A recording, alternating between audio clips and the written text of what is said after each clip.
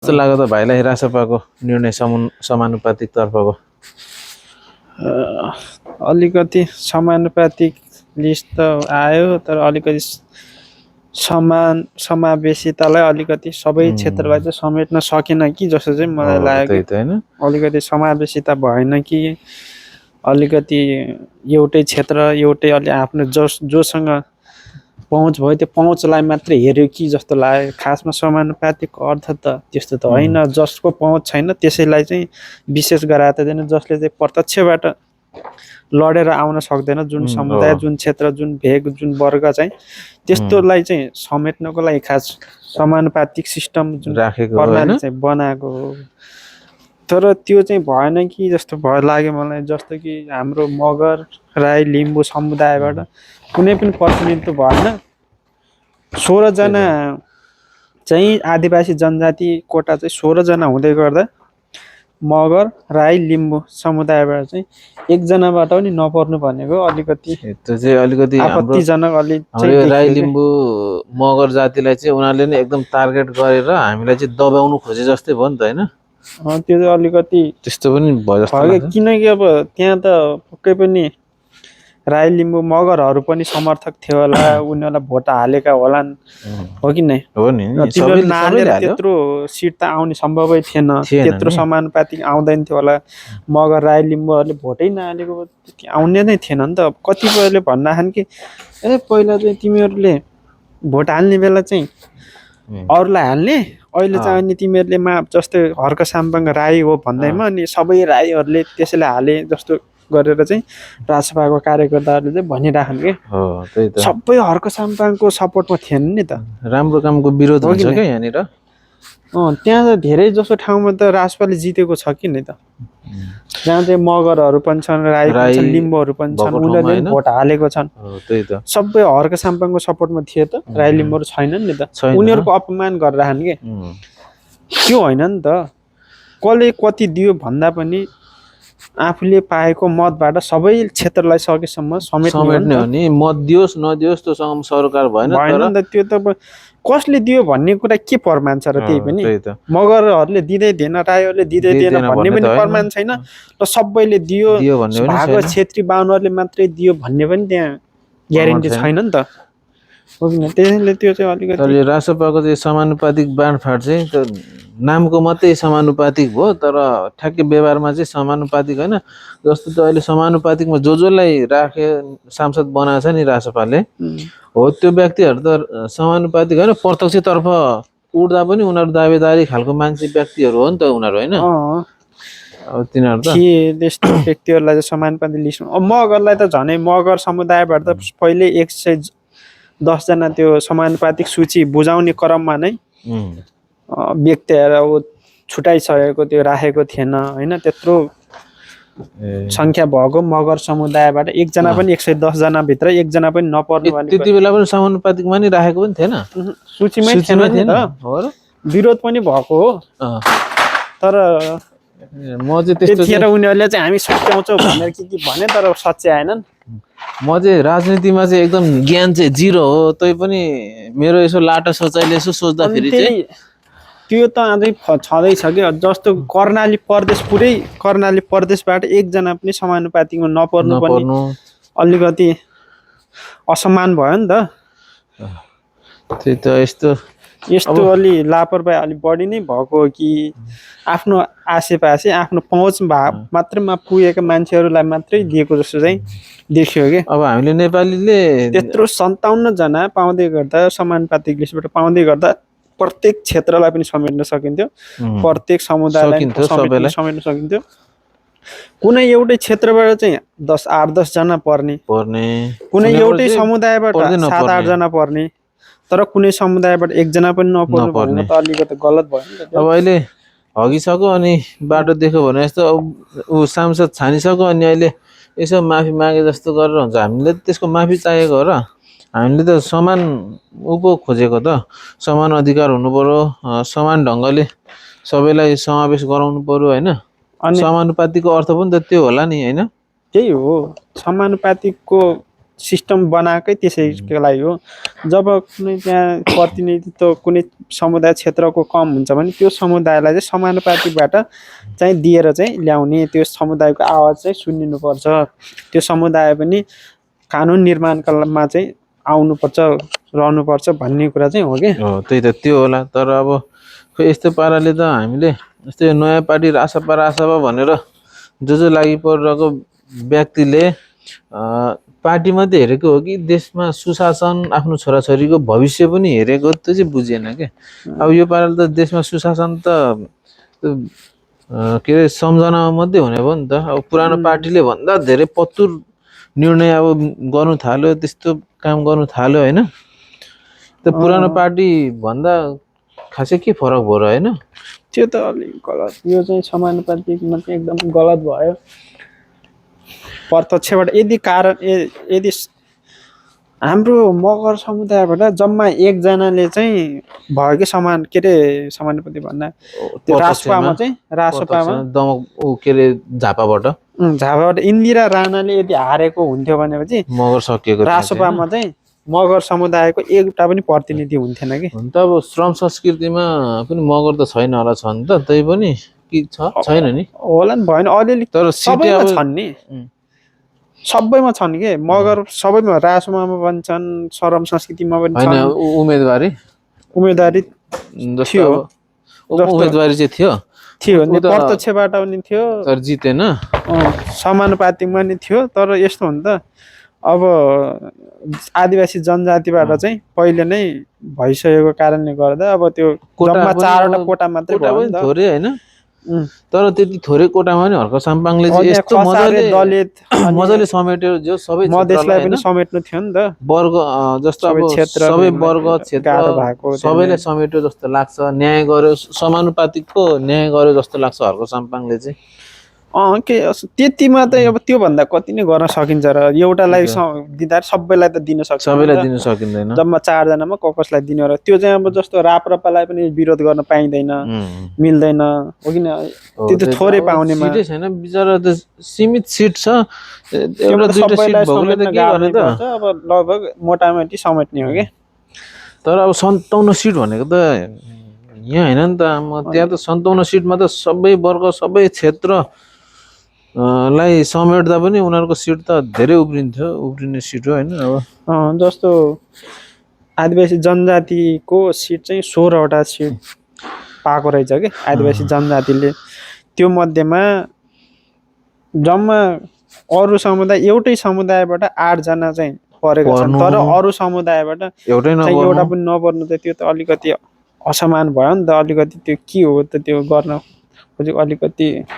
तर यस्तो हुँदैन भाइ, हामी परदेशमा हुनेलाई मात्रै हाम्रो देशभक्ति, देशको माया अलिकति कुन के अरे जस्तो अब कसलाई चाहिँ अगाडि ल्याउँदा अलिकति न्याय हुन्छ, कसले चाहिँ गर्नु सक्छ भन्ने जस्तो चाहिँ हामी परदेशमा हुनेले मात्रै यसो बुझिन्छ कि क्या, हाम्रो नेपालमा हुने दाजुभाइहरूले त्यसमा चाहिँ ख्याल गर्दैन कि क्या हो जस्तो लाग्छ यसो मेरो विचारमा होइन।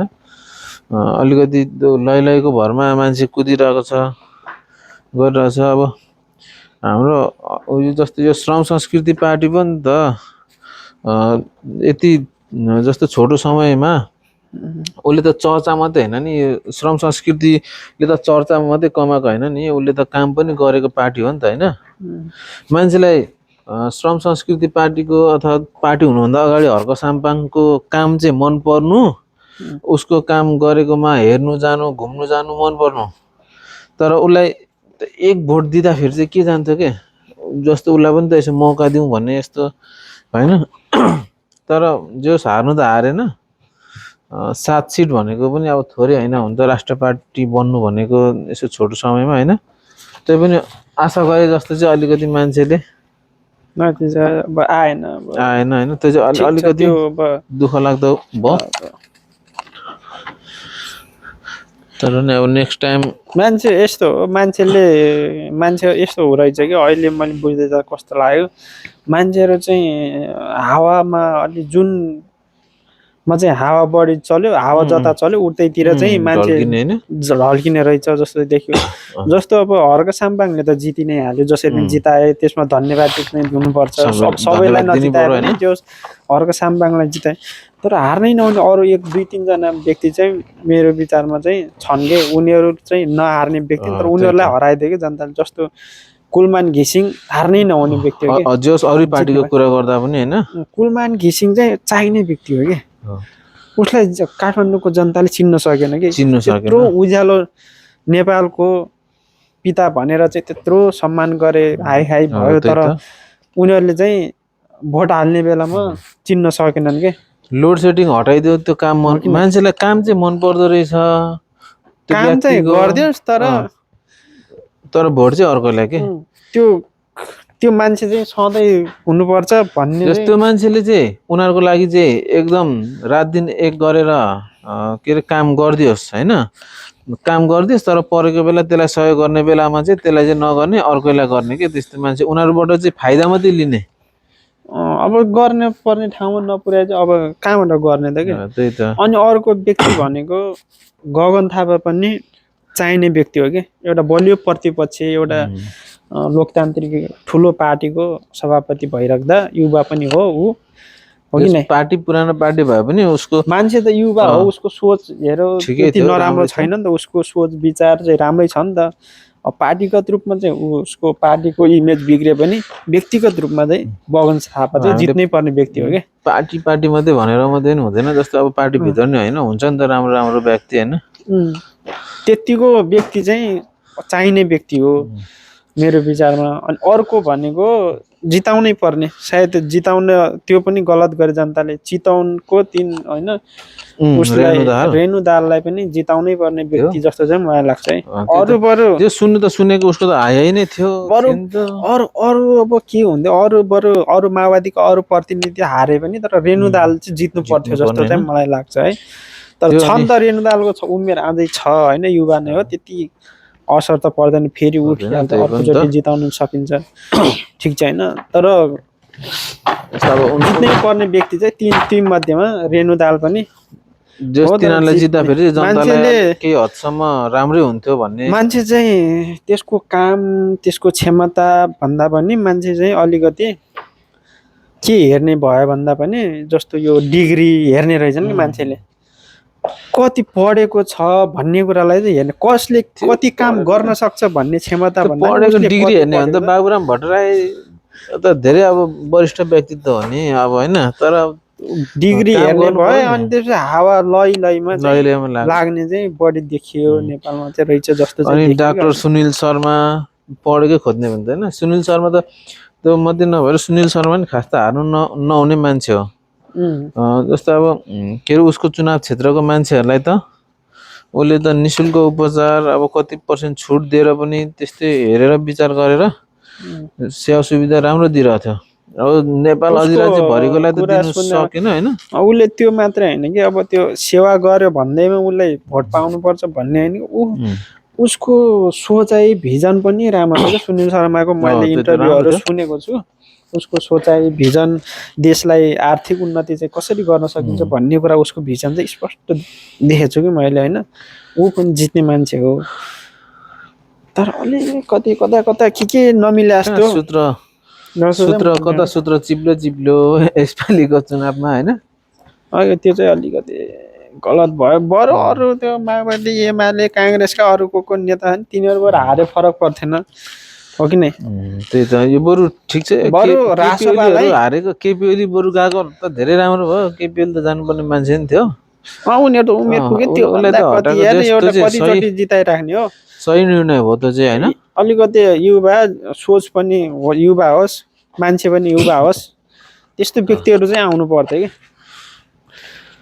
त्यस्तो व्यक्तिहरु चाहिँ आउन जरुरी थियो तिनी चाहिँ अलिकति 1 2 4 जना चाहिँ छुटे त्यो चाहिँ अलिकति गलत भयो नत्र अरु छ सब ठीक छ एउटै पार्टीले 2/3 को नजिक पुग्नु 2/3 नै दिनु पर्थ्यो अझ ठीक छ बरु अरु माओवादीको 2 सिट कम आए के हुँदैन अरु कांग्रेसको 2 सिट नल्याउन ल्याइसक्यो त्यतिका मत जनताले दिइसके तर अलिकति कस्तो छ भने यो डिजिटल प्लेटफर्मबाट अलिकति त्यहाँ इन्फ्लुएन्सरहरु पनि धेरै लागि परेर पनि अलिकति सपोर्ट भयो उनीहरुलाई हैन भयोभरको मिडिया कर्मीहरू सबै रासपामा अब जो जनताले फ्रीमा कन्सर्टहरू हेर्नु पाउने भयो यार। सबै कलाकारहरू छ है कन्सर्टहरू फ्रीमा हेराउने भयो रासपाले। अरू त के गर्ला र अब अहिले राख्न चाहिँ राख्यो, लास्टमा समानुपातिक लिस्टमा चाहिँ राख्यो, पुग्न त पुगेनन् त्यो ठाउँमा। प्रकाश सपुतलाई पनि फाल्दैछ होइन, प्रकाश सपुत परेन। खास प्रकाश सपुत मेरो विचारमा त प्रत्यक्षबाट लडेको भयो नि, ऊ खर्च गर्न सक्ने क्षमता भएको मान्छे पनि हो, राजनीतिक चेत भएको मान्छे पनि हो, ऊ जित्न पनि सक्थ्यो जस्तो लाग्छ। आफ्नो आफ्नो धारणा हुनु चाहिँ होइन, तर पनि जस्तो के छ भने उनीहरूले अहिले जुन क्षेत्रमा लागिरहेको छ नि, जुन पेसामा उनीहरूलाई त्यही क्षेत्रमा जनताले दर्शकहरूले देख्नु चाहिरहेको छ भने उनीहरू चाहिँ त्यो क्षेत्रबाट चाहिँ नबाहिरिएको राम्रो। उनीहरूको समयकालसम्म अब जस्तो अब समय केही समयको लागि हो नि त मार्केट भनेको। अहिले केही समय प्रकाश सपुत अथवा केही अब आइरहेको छ भने अब केही वर्ष पछाडि अर्को मार्केट आउँछ। त्यति बेला जब उनीहरूको त्यो क्षेत्रबाट जनताले रिटायर अब हुने टाइम भयो यसको भनेर त्यसलाई रुचाउनु छोडेपछि त्यस पछाडि बरु जाने नि राजनीतिमा यार। त्यो पनि हो, ल ठिक छ गइ नै हाले पनि प्रकाश सपुत त्यस्तो अब राजनीतिक चेतै नभएको मान्छे त होइन। राजनीति राम्रै विश्लेषण यताउता गर्ने, राजनीतिक रूपमा चाहिँ राम्रै चेत भएको मान्छे, ऊ जानु ठिक थियो तर उसलाई प्रत्यक्षबाट दिनु पर्यो जस्तो चाहिँ मलाई लाग्छ कि। मान्छे समानुपातिक हुन त लास्टमा परेन नि त, मान्छे जहिले पनि जस्तो अहिले मजाक मात्रै बन्यो नि त ऊ त। अन्त त्यही त अब अब जस्तो भयो अब उसलाई परेन होइन। अनि अहिले चाहिँ उसलाई बाहिर अहिले मान्छेहरूले चाहिँ खुब के किन पाउँछु भनेर गएको थियो नि, लास्टमा केही पाइनस् भने। अब सबै पाउनेको लागि मात्रै जाने त होइन हुन त त्यहाँ होइन, सबैले पाउने भन्ने सम्भावना 110 जनामा 110 जना सबैले त पाउँदैन।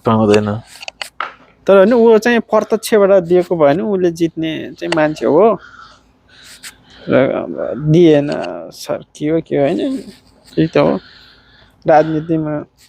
तर जतासुकै जेसुकै भए पनि पूर्व क्षेत्रबाट श्रम संस्कृतिको मत हेर्दाखेरि चाहिँ साह्रो दुःख लाग्यो कि जनताको लागि त्यत्रो रात दिन नभनिकन त्यस्तो खटेर काम गर्ने मान्छे है। अलिकति उसको पार्टीलाई थोरै सपोर्ट गरिदिनु पर्छ हाम्रो पूर्वको जनताहरूले। अब किनभने देशमा अलिकति सुशासन आयो भने त के अरे आफ्नो लागि मात्रै हुँदैन नि त, अरू के अरे जुन पार्टीले ल्यायो त्यो पार्टीको लागि मात्रै हुँदैन, आफ्नो छोराछोरीको लागि। अब हामीले